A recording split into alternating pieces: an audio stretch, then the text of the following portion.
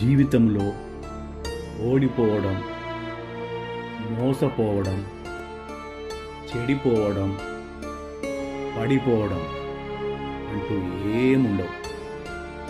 కేవలం నేర్చుకోవడం మాత్రమే ఉంటుంది.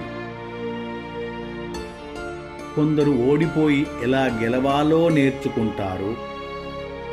ఇంకొందరు మోసపోయి ఎలా జాగ్రత్తగా ఉండాలో నేర్చుకుంటారు. మరికొందరు చెడిపోయి ఎలా బాగుపడాలో నేర్చుకుంటారు. ఇంకా మరికొందరు పడిపోయి ఎలా నిలబడాలో నేర్చుకుంటారు. జీవితం అనేది ఒక పాఠశాల.